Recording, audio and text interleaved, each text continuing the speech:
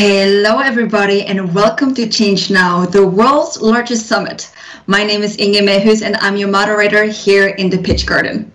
This session is dedicated to food and agriculture, and we have a very exciting program for you all. And to give us a quick introduction to our session, I'm going to hand it over to Matthias Brink from Lorenz Rockstart. Matthias, over to you. Hey, thanks a lot for the intro. Yeah, my name is Matthias Brink. I come from Rockstart. We are a Dutch-based Accelerator VC, and we invest in the agri-tech and food tech space across the world.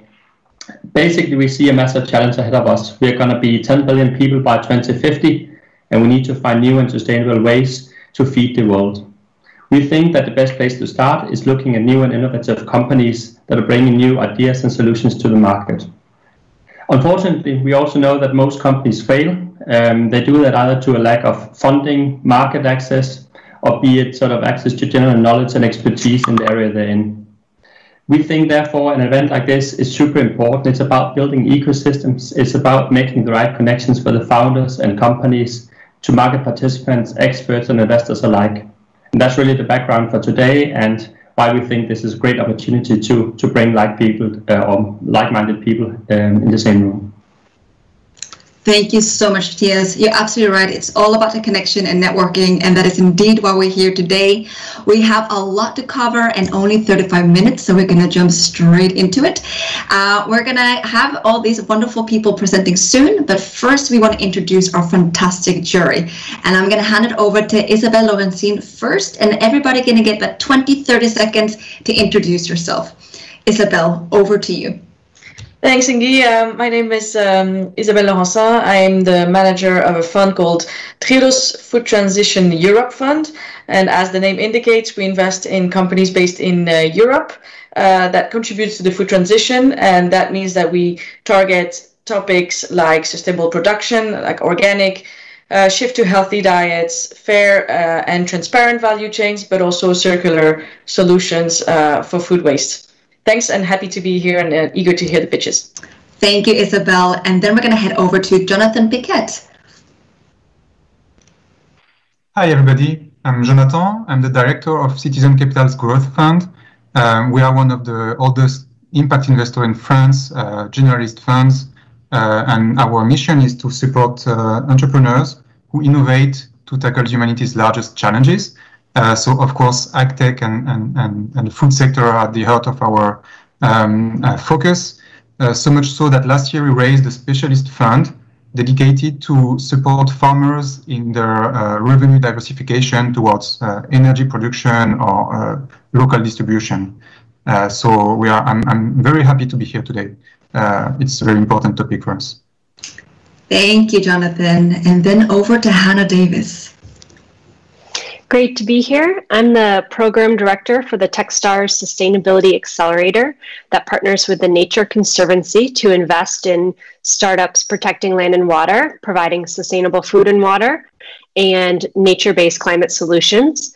We work with Techstars that invest in 2,500 startups a year across the globe. And this program is our first and flagship sustainability program, and we're now rolling out more across the world. Great, thank you, Hannah. And then we're going to head over to Gonzalo Perez Taiman. Over to you, Gonzalo. Hi, everyone. I'm Gonzalo. I'm sitting in Chile, originally from Peru. I'm the founding partner at Arpegio. It's an early stage VC firm focusing on the food and ag industry. We're looking at companies globally that can have an impact in the Latin America value chain. And I'm looking forward to hearing all your pitches. Thank you. Fantastic. Thank you, Gonzalo. And then Sandrine Sommer, over to you. Hello, everyone. I'm Sandrine Sommer. I'm Chief Sustainability Officer for Moet & Moet & is a wine and spirit activity for the LVMH group. So we are producing and selling wine, the champagne, sparkling wine, and spirits. And very close to the food transition. So I'm happy to be here as well. Thank you so much, Sandrine. And Matthias, you're also part of the jury. Do you also just want to give a little bit more about yourself? Yeah, Yeah, absolutely. Yeah, so in Rockstart, we actually invest, or Rockstart Agri-Food, I should say, invest through the entire food supply chain system. So everything from farm to fork. We invest in multiple tech stacks, but it's all about for us finding the great founders really early on, because we have this accelerator part to our investment thesis. So invest at the pre-seed seed stage, and then we follow on up until Series B to ensure that we can provide a funding path for the companies we invest in. So that's really at the heart of what we do. And yeah, we invest across the globe. Of course, being in Europe means that part of our portfolio, or a large part of it, is in Europe, but we can invest all over on the best solution and best founders we can possibly find. Thank you, Matthias. As you can see, we have an incredible jury here in front of us. So I think we're ready to get inspired and start with our first pitch. We're going to head over to Umar Barutogola, who is from Savannah Logistics. Umar, I'm going to head over to you.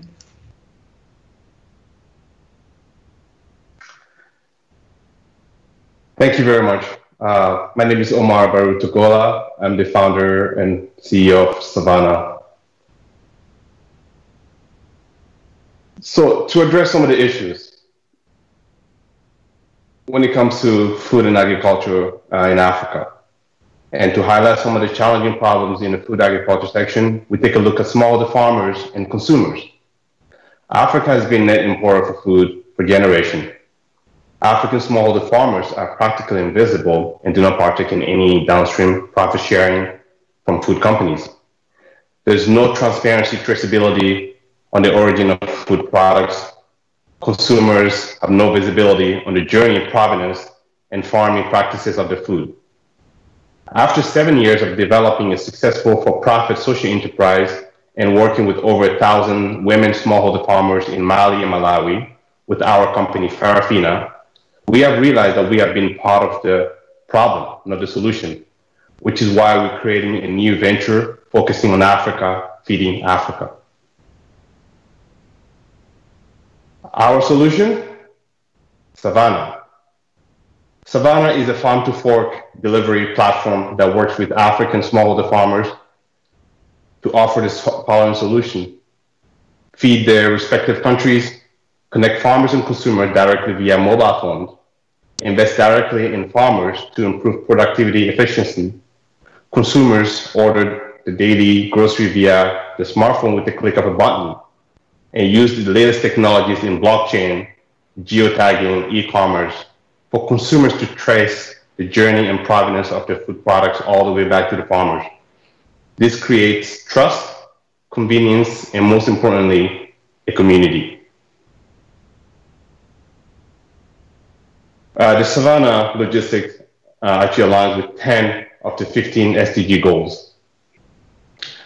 At the end of our first year of production, we'll have the following impact: over 500 smallholder farmers feeding consumers, a monthly production of over 550 tons of fresh fruits and vegetables, and employ over 850 young men and women as drivers, processing facility employees.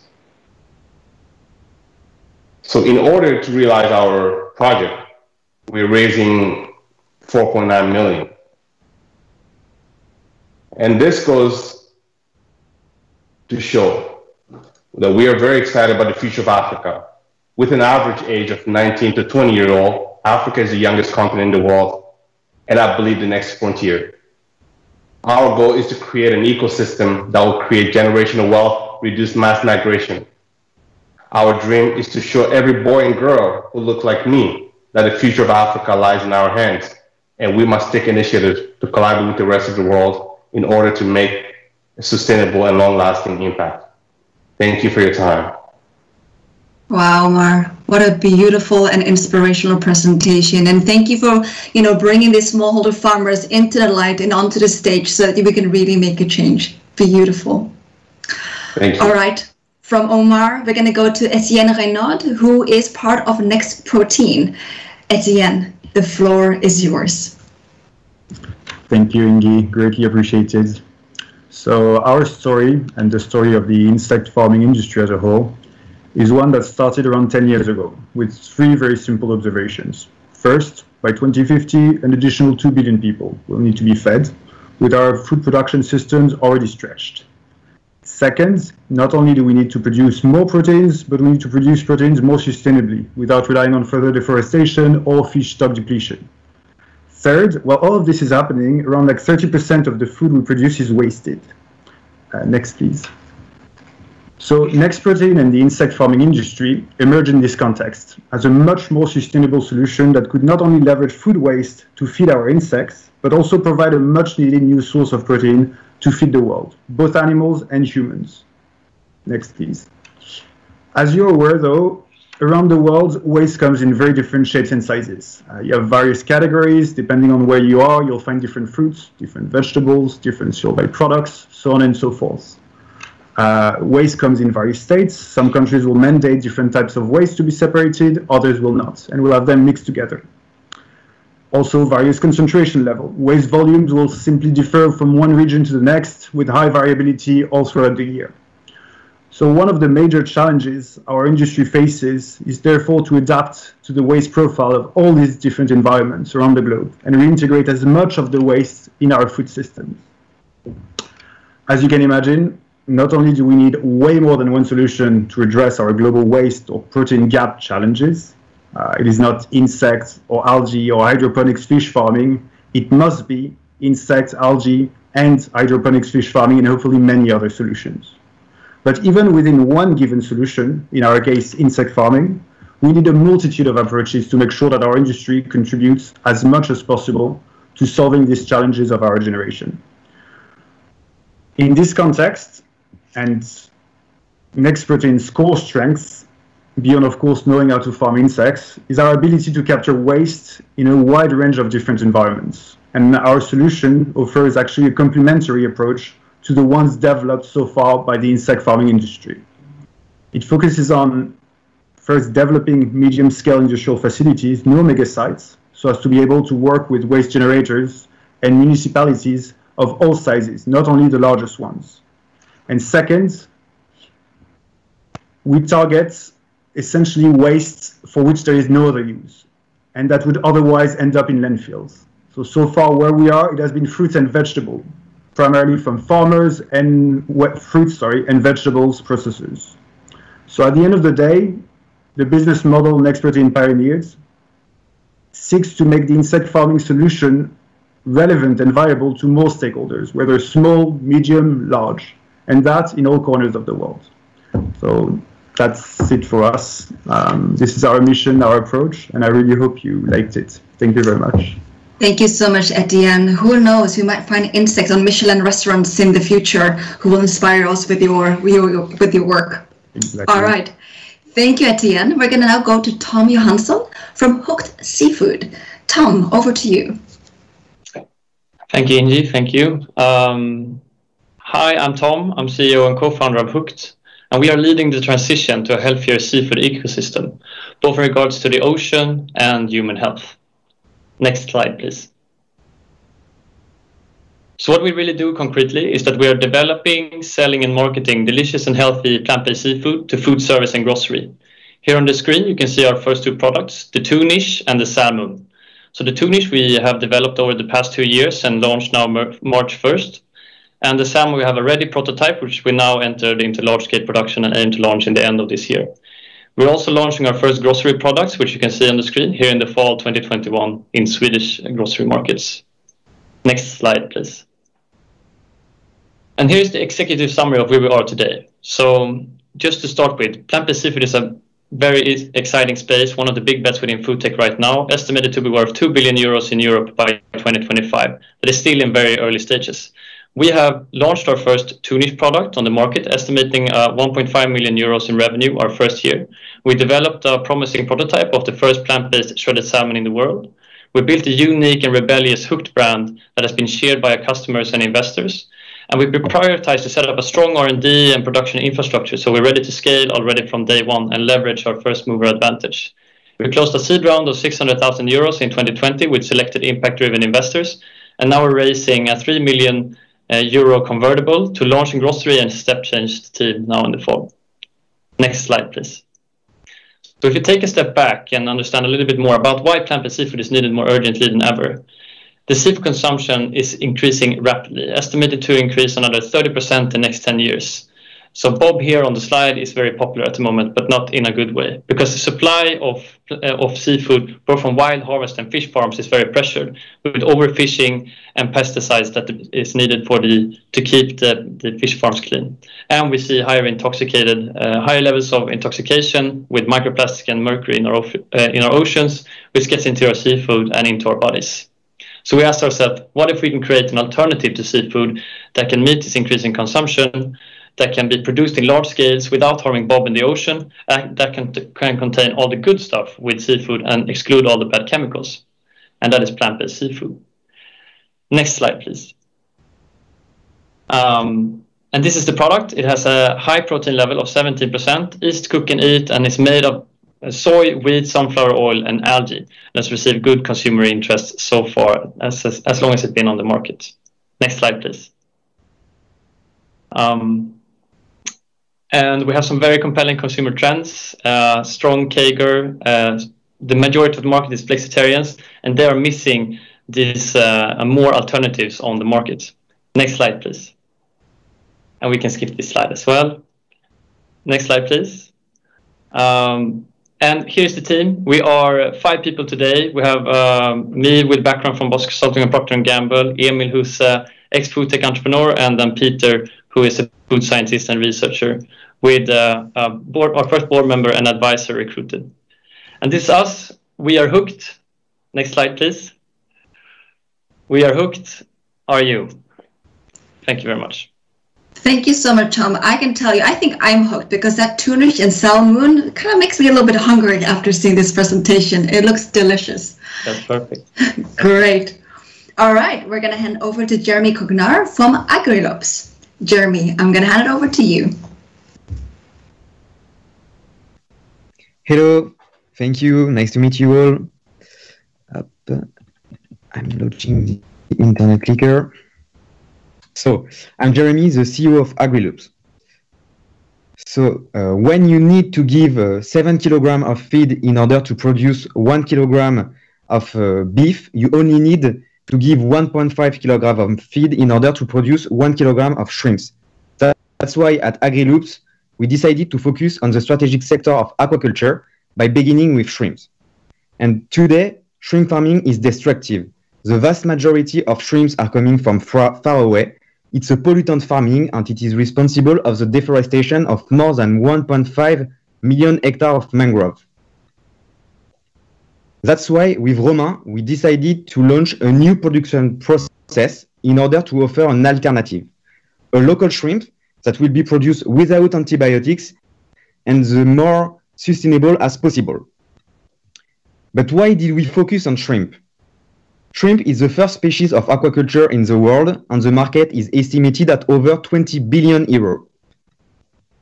And today, this market is dominated by the traditional shrimp production in open pond in Southeast Asia or Central America, but more and more alternatives are emerging today in closed systems such as biofloc or clear water. And with our saltwater aquaponics, we are a new production process in closed system that put us in the top of the chain regarding sanitary control, productivity, and sustainability. In fact, what we are doing is that we developed a proprietary artificial production medium that we associated to a new production process. And this way, we are able to do aquaponics for the first time in saltwater. This way, we can recycle the polluting effluents of our shrimps into natural fertilizer in order to grow co-products such as fruits and vegetables. But we can also save 95% of the water by using it both for aquaculture and hydroponic. Since 2019, we were working in our pilot farm. Today, we master our technology and we sell our product. And the next phase is the launching of our commercial demonstrator, Mangrove One, in 2022 in order to produce 25 tons of shrimps and 60 tons of vegetables. Our goal is the expansion and the duplication of our model near the major French, European, and global cities. With Romain, that I know for more than 10 years, we co-founded AgriLops, and we managed to gather 8 top profiles, such as technicians and engineers, to work with us. And we also gathered several support in our strategic committee, that help us regarding commercialization and finance. And today we are launching our new fundraising and we are looking for new partners. So if you want to know more, don't hesitate to reach me. Thank you. Thank you, Jeremy. That is some impressive operations that you have created there. And thank you so much for your wonderful presentation. Thank you. There will definitely be some types of networking. I'm going to tell you all a little bit more about it later, but we're now going to go to our last picture, which is Machtel van Hulten from Savvisana Holding. Machtel, are you here with us? I think you are muted, so you may want to unmute yourself so we can actually hear you. No, you're not muted. Then we might have a tech problem with the audio.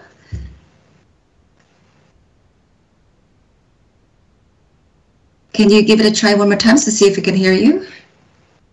No, you don't have any headphones either that you could use.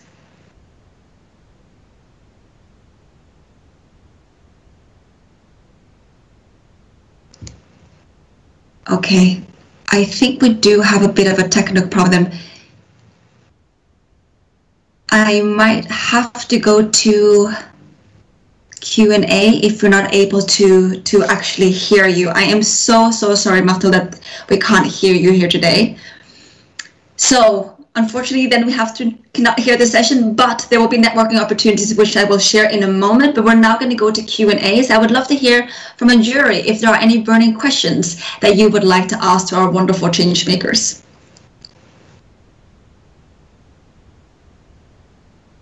Who would like to go first? Yes, Matthias, go ahead.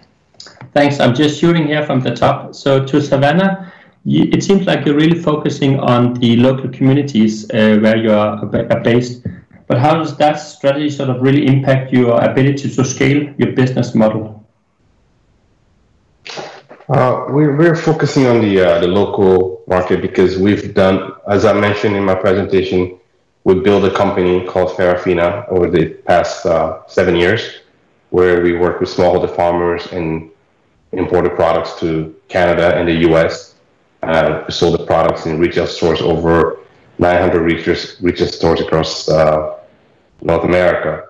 But the problem has been Africa, communities in Africa not having access to fresh produce. And we want to shorten our supply chain and make Africa less of an importer versus focusing on feeding people locally. And we've got extended experience with our other business. So this business came to life right after COVID because of the challenges people were facing, not having access to food, always relying on exporting goods, whether it was from other African countries or from Europe. It's just not a sustainable business model. And I just feel like we have to shorten our carbon footprint and focusing on Africa and African smallholder farmers feeding African communities. Sure. Wonderful. Thank you. I understand. So it's not Machtel from Savvisana. We have Art, and I understand, Art, that maybe your mic is working again now? Oh, yes, we can hear you. Maybe speak up a little bit so we can hear you properly. Okay, great. So sorry about that. Let's try then. Okay, so let's go. So my name is Art van der Beukel, founder of Savvisana and managing director. So I founded Savvisana 10 years ago. The ambition to develop a more sustainable solution. Developing country now, 10 years later, able to succeed in developing a showcase in Ghana, in West Africa. And so before looking in the business more closely, let me sketch the problem. So here you see that 92% of large wastewater is not being treated up in the environment. Big problem. Somehow related to that is production, and that has to do with the lack of nutrients and expected in the coming 30 years, where the demand for phosphorus will significantly increase and the supply of phosphorus and recovery of phosphorus. Site management recovery can be best solutions to tackle that. Okay, Okay, so that's where we came in some 10 years ago with a that is built in Iran. Like I said, we serve 50,000 people on a daily basis with collection of fecal treatment and produce byproducts such as power, electricity, agricultural inputs such as irrigation water. Here you see the process in a nutshell. So you see that we collect waste combined with fecal sludge, and again, it's on a daily basis. It goes into the treatment where we fertilizer, water that is treated can be used for irrigation and sell to the grid. Income from the byproducts is then enough to cover the operational cost of running the whole process, including operational expenses, also maintenance. Sustainable circular approach that enables us to lower the cost and also bring in ownership for all players. And that's another condition for sustainability. Quickly, just let me drive you through the process, give you a bit of an insight. Here you see the sourcing. It's a very low-tech, very effective, and to mix the waste. About 50 tons can handle per day. 1,000 people. Process it in the back. You see a digester that collects it. Biogas that is turned into electricity. Every month we send a bill to the power company, pays us. And also the compost production that you see here, sold to the farmers in the area. Okay, so as I said, we have now reached the point where we are commercially viable and we want to scale up to new places.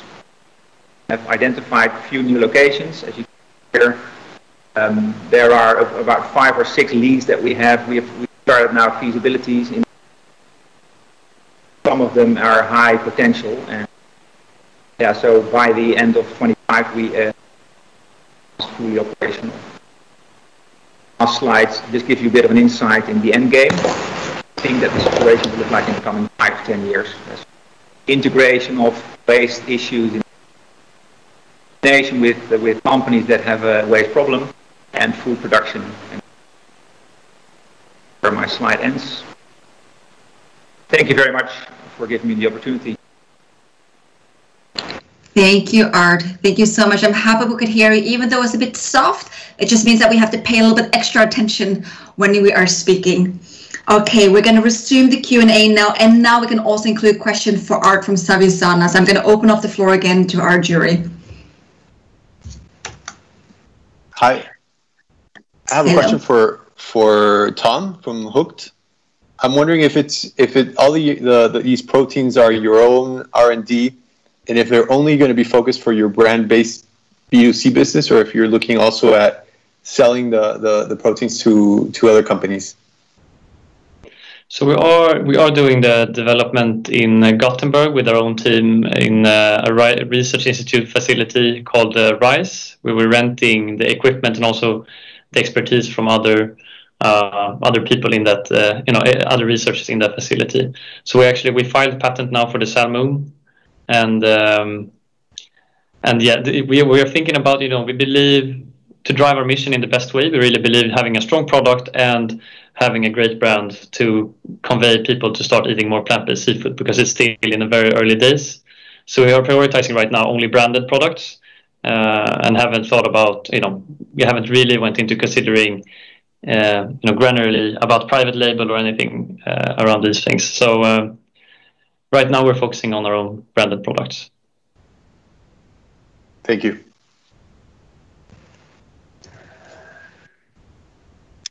I have a question for Jeremy from our groups, and I was wondering, how do your shrimps locally produced compare to the one we know imported from Madagascar in terms of price point for the consumer? Okay, thank you for your question.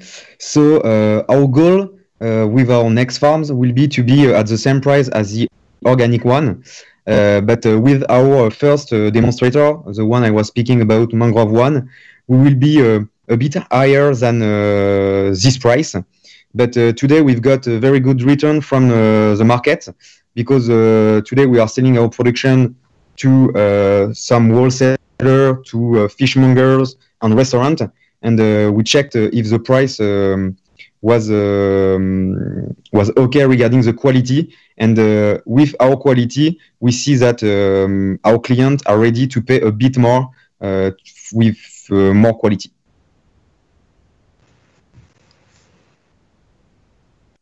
Thank you. Answering your question? Thank you. Thank you. And I think Hannah had a question, and then we'll go to Jonathan. And it might be the only question we have time for. Hannah, go. Yeah, on the last presenter, can you talk a tiny bit about your team? And I'm specifically curious about your connection to the communities that you're working with on the ground. Yeah, so we have a team. You can hear me, right? Just double checking. Yeah, okay. So we have a team based in Ghana with 30 people, partly operational and also linked. So we have a sourcing team that goes into the community on a daily basis. So actually, that's part of the work that we do. Basically sits a lot of relationship that we have with the municipality. There's like a constant interaction municipality, us, and the community.